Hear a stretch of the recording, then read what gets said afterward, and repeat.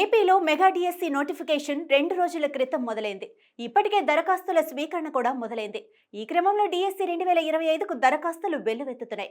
2 రోజుల్లోనే 21,000 మంది డిఎస్సికి దరఖాస్తు చేసుకున్నారు. ఏపీలో డిఎస్సి 2025కు దరఖాస్తు చేసే మహిళలకు రాష్ట్ర ప్రభుత్వం కీలక అప్డేట్ ఇచ్చింది. ఏపీలో 16,000 ఉపాధ్యాయ పోస్టుల భర్తీ కోసం గత ఆదివారం డిఎస్సి 2025 నోటిఫికేషన్ వెలువడింది. ఈ క్రమంలో 2 రోజుల్లోనే 20,000 మంది డిఎస్సికు దరఖాస్తు చేశారు. మే 15వ తేదీ వరకు డిఎస్సి పరీక్షలకు దరఖాస్తు చేసేందుకు గడువు ఉంది. ఈసారి డిఎస్సి దరఖాస్తులతో పాటు అన్ని రకాల పత్రాలు, కుల, స్థానిక ధృవీకరణ పత్రాలను సమర్పించాల్సి ఉంటుంది. పరీక్ష ఫీజు చెల్లించిన తర్వాత డాక్యుమెంట్స్ అప్లోడ్ చేస్తేనే హాల్ టికెట్ జారీ చేస్తారు.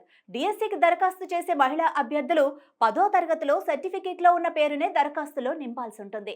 పెళ్లైన మహిళలు ఆధార్ కార్డులో తమ ఇంటి పేర్లను మార్చుకున్నా దరఖాస్తులో మాత్రం 10వ తరగతి విద్యార్హత పత్రాల్లో ఉన్న పేర్లనే కొనసాగించాల్సి ఉంటుంది.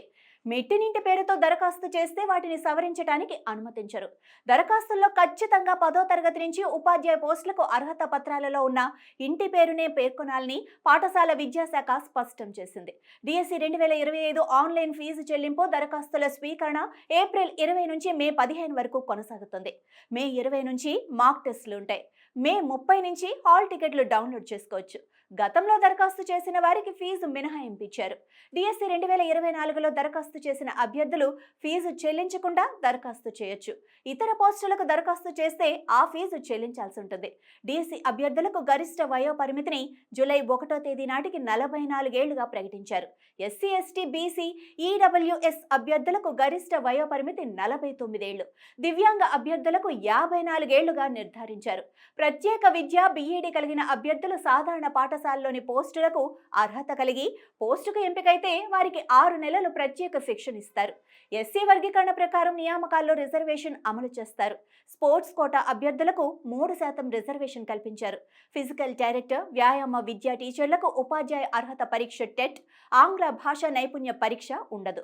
100 మార్కులకు 200 ప్రశ్నలతో పరీక్ష ఉంటుంది.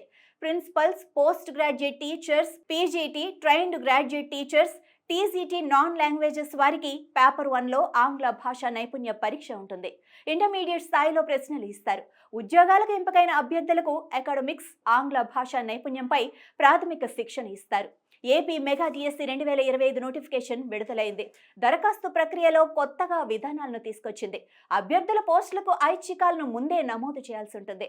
దరఖాస్తు గడువు ముగిసేలోపు అర్హత ధ్రువపత్రాలను కూడా తప్పనిసరిగా అప్లోడ్ చేయాల్సి ఉంటుంది. గతంలో మెరిట్ జాబితా విడుదల చేసిన తర్వాత వీటిని స్వీకరించేవారు. నియామక ప్రక్రియలో జాప్యం లేకుండా ఉండేందుకు ముందే సమర్పించేలా మార్పులు చేశారు. డాక్యుమెంట్స్ సమర్పించని అభ్యర్థులకు హాల్ టికెట్స్ జారీ చేయరు. దరఖాస్తుల సవరణలకు అనుమతించరు. గత ప్రభుత్వంలో ఉపాధ్యాయ అభ్యర్థులకు తీసుకొచ్చిన అప్రెంటిస్షిప్ విధానాన్ని కూటమి ప్రభుత్వం రద్దు చేసింది. 2024 ఫిబ్రవరిలో వైసీపీ ప్రభుత్వం ఇచ్చిన డిఎస్సి 2024లో అప్రెంటిస్షిప్ విధానాన్ని తీసుకొచ్చారు. దీన్ని తాజాగా రద్దు చేశారు. కంప్యూటర్ బేస్డ్ విధానంలో డిఎస్సి 2025 పరీక్ష నిర్వహిస్తారు. జిల్లా కేంద్రాలు, పురపాలకలు, రెవెన్యూ డివిజన్, మండల కేంద్రాల్లో పరీక్షా కేంద్రాలు ఉంటాయి. ఆన్లైన్ పరీక్షలు జూన్ 6 నుంచి జూలై 6 వరకు జరుగుతాయి. దరఖాస్తుల సంఖ్య ఆధారంగా పరీక్షా తేదీలను ఖరారు చేస్తారు.